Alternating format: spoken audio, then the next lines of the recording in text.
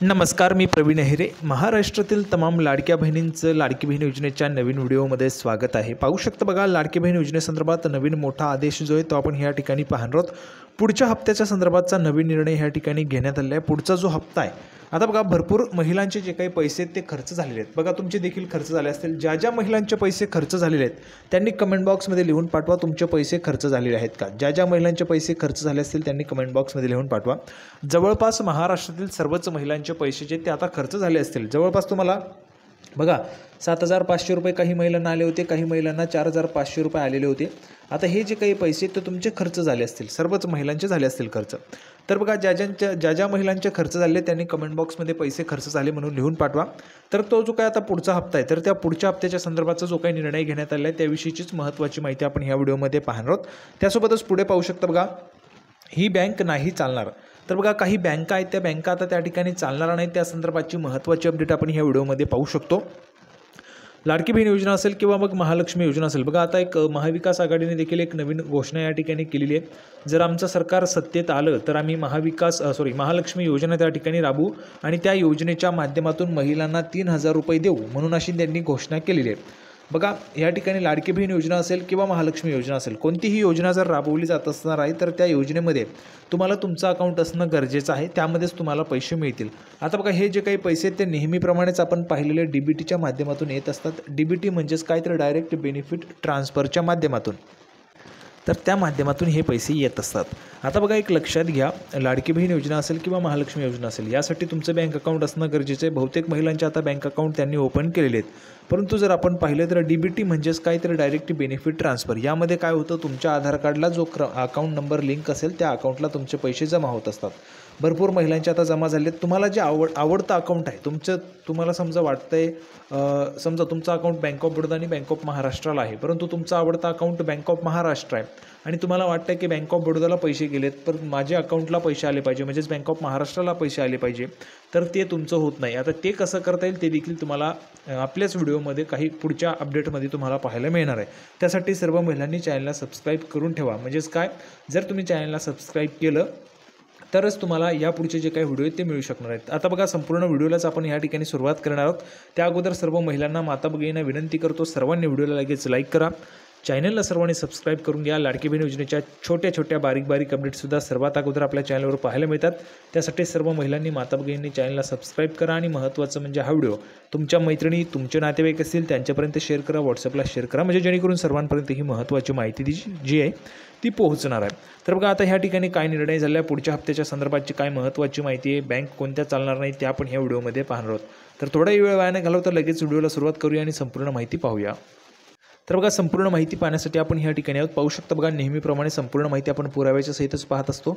लाडकी बहीण योजना, लाडक्या बहिणींना लागणार लॉटरी, मुख्यमंत्र्यांचं मोठं वक्तव्य. पाहू शकता बघा, मुख्यमंत्र्यांचं मोठं वक्तव्य.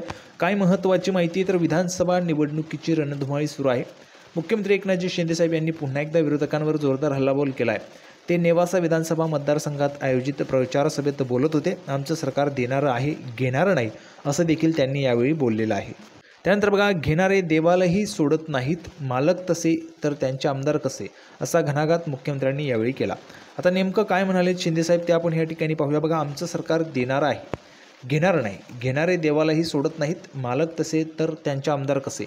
आता बघा ह्या ठिकाणी तुम्ही आमदार झाल्यावर तुम्हाला जनतेचे प्रश्न सोडवायचे आहेत. नेवासा तालुका विकासाची चातकसारखी वाट बघतोय, त्यामुळे आपल्याला परिवर्तन करायचं आहे. यापूर्वीच्या आमदाराने शेतकरी आणि जनता सोडून स्वतःचा विकास केला. स्वतःचा केला तर म्हणा बस कर आणि आता घरी बस. मतदारसंघाचा विकास हवा असेल तर परिवर्तन तुम्हाला घडवावं लागेल.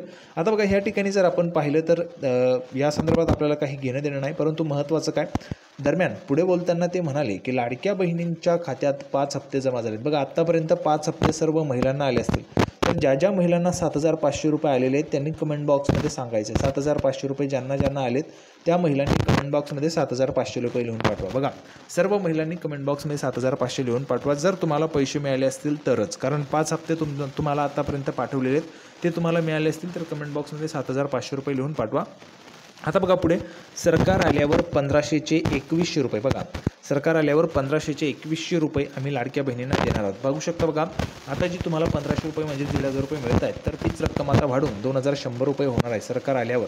आता ह्यामध्ये बघा हे 2100 असतील किंवा महालक्ष्मी योजनेचे 3000 रुपये असतील. यासाठी महत्त्वाचं तुमचं बँक अकाउंट आहे. जर बँक अकाउंट चांगलं असेल तर तुम्हाला पैसे यायला कुठली अडचण होणार नाही. पुढचे जे काही रक्कम आहे तुमच्या अकाउंटला जमा होतच राहणार आहे. त्या संदर्भाची संपूर्ण माहिती आपण या ठिकाणी पाहणार आहोत. तर बघा 2100 रुपये आम्ही लाडक्या बहिणींना देणार आहोत. विरोधकांनी महालक्ष्मी योजना काढली मात्र बहिणी विरोधकांना घरी बसवल्याशिवाय राहणार नाहीत. आधी पाप केलं आणि आता म्हणता आम्ही देतो, तुम्ही काय देणार? आमचं बहिणींना देऊन झालं. ये तो ट्रेलर हे पिक्चर अभी बाकी आहे. आम्ही शेतकऱ्यांची कर्जमाफी करण्याचा निर्णय घेतला आहे. आपल्या राज्यात कोणीही उपाशी झोपता कामा नये असं एकनाथजी शिंदेसाहेब यांनी म्हटलं आहे. दरम्यान दुसरीकडे विरोधकांनी लाडकी बहीण योजनेच्या धर्तीवर महालक्ष्मी योजनेचं आश्वासन दिलेलं आहे. सरकार आलं तर लाडक्या बहिणींना 3000 रुपये देऊ असं महाविकास आघाडीच्या जाहीरनाम्यात म्हटलेलं आहे. बघा मी तुम्हाला आताच सांगितले एक तर लाडकी बहीण योजना असेल किंवा मग महालक्ष्मी योजना असेल. या दोन्हीपैकी कुठली ना कुठली एक योजना या ठिकाणी लाडक्या बहिणींसाठी सुरूच राहणार आहे. कारण बघा महायुतीने लाडकी बहीण योजना आणलेली आहे. जर महायुतीचं सरकार आलं तर लाडकी बहीण योजना सुरू राहील.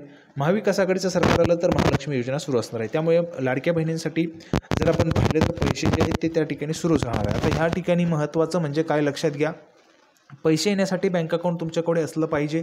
स्वतःचं असलं तर उत्तमच आहे कारण तुम्हाला तुमच्या सहीशिवाय पैसे निघणार नाही. त्यासाठी तुम्हाला तुमचं स्वतःचं अकाउंट असेल तर उत्तमच आहे. आता बघा कोणते बँक अकाउंट चालणार नाही त्या संदर्भाची काय महत्त्वाची माहिती आहे ती.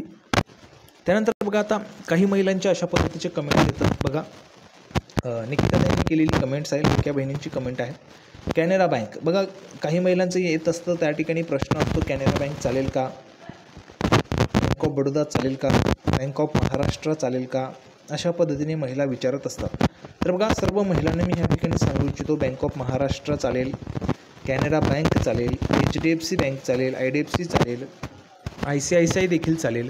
त्यासोबतच सरकारी ज्या काही बँक आहेत त्या देखील चालणार आहेत. फक्त महत्त्वाचं काय लक्षात घ्या, पोस्टाचं एक सेव्हिंगचं पासबुक असतं ते चालणार नाही कारण ते ऑफलाईनचं अकाउंट असतं आणि हे पैसे ऑनलाईनच्या अकाउंटमध्ये जमा होतात. यामध्ये तुम्हाला पोस्टाचं कोणतं अकाउंट चालेल तर इंडियन पोस्ट पेमेंट बँकेचं जर अकाउंट तुमच्याजवळ असेल तर ते चालणार आहे.